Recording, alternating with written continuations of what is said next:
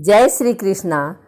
आइए सुनते हैं सुख सागर का पहला अध्याय, जिसको सुनने मात्र से घर में सुख एवं शांति बनी रहती है। व्यास जी ने कहा, एक समय की बात है, नैमिषारण्य तीर्थ में शौनकादिक 88,000 ऋषियों ने पुराण वेत्ता श्री सूत जी से पूछा, हे सूत जी, इस कलयुग में वेद विद्या रहित मनुष्यों को प्रभु भक्ति किस प्रकार मिलेगी तथा उनका उद्धार कैसे होगा? हे मुनि श्रेष्ठ, कोई ऐसा व्रत अथवा तप कहिए जिसके करने से थोड़े ही समय में पुण्य प्राप्त हो तथा मनवांछित फल भी मिले। हमारी प्रबल इच्छा है कि हम ऐसी कथा सुने। सर्वशास्त्र ज्ञाता श्री सूत जी ने कहा, हे वैष्णवों, मैं पूज्य आप सबने प्राणियों के हित की बात पूछी है। अब मैं उस श्रेष्ठ व्रत को आपसे कहूँगा जिससे नारद जी के पूछने पर लक्ष्मी नारायण भगवान ने उन्हें बताया था। कथा इस प्रकार है, आप सब सुने। एक समय देवर्षि नारद जी दूसरों के हित की इच्छा से सभी लोकों में घूमते हुए मृत्यु लोक में आ पहुँचे। यहाँ अनेक योनियों में जन्मे प्रायः सभी मनुष्यों को अपने कर्मों के अनुसार कई दुखों से पीड़ित देखकर उन्होंने विचार किया कि किस यत्न के कारण ये प्राणी दुखों का नाश होगा। ऐसा मन में विचार कर श्री नारद विष्णु लोक गए। वहाँ श्वेत वर्ण और 4 भुजाओं वाले देवों के इस नारायण को, जिनके हाथों में शंख, चक्र, गदा और पद्म थे तथा वरमाला पहने हुए थे, देखकर स्तुति करने लगे। नारद जी ने कहा, हे भगवान, आप अत्यंत शक्ति से संपन्न हैं। मन तथा वाणी भी आपको नहीं पा सकती।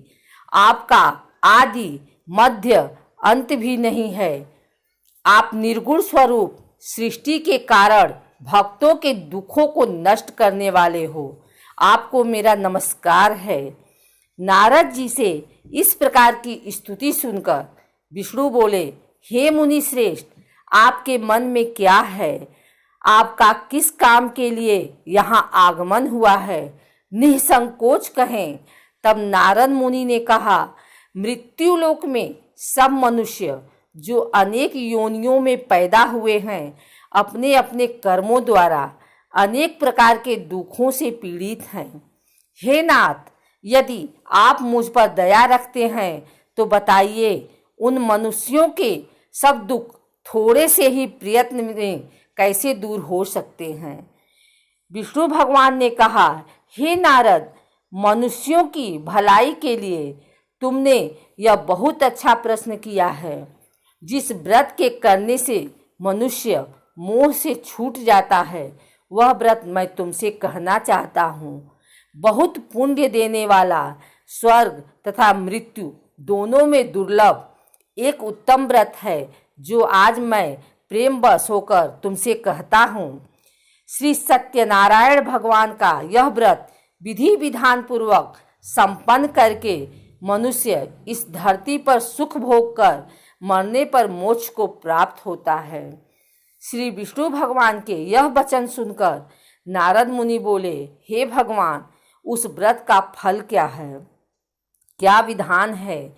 इससे पूर्व यह व्रत किसने किया है और किस दिन यह व्रत करना चाहिए?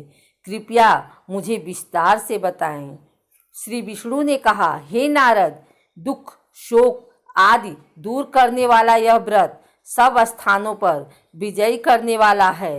भक्ति और श्रद्धा के साथ किसी भी दिन मनुष्य श्री सत्यनारायण भगवान की संध्या के समय ब्राह्मणों और बंधुओं के साथ धर्मपरायण होकर पूजा करे। भक्ति भाव से नैवेद्य, केले का फल, शहद, घी, शक्कर अथवा गुड़, दूध और गेहूं का आटा सवाया ले। गेहूं के अभाव में साठी का चूड़ भी ले सकते हैं। इन सब को भक्ति भाव से भगवान को अर्पण करें। बंधु बांधवों सहित ब्राह्मणों को भोजन कराएं। इसके पश्चात स्वयं भोजन करें।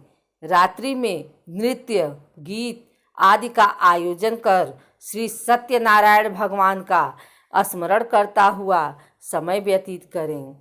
कली काल में मृत्युलोक में यही एक लघु उपाय है जिससे अल्प समय और अल्प धन में महान पुण्य प्राप्त हो सकता है।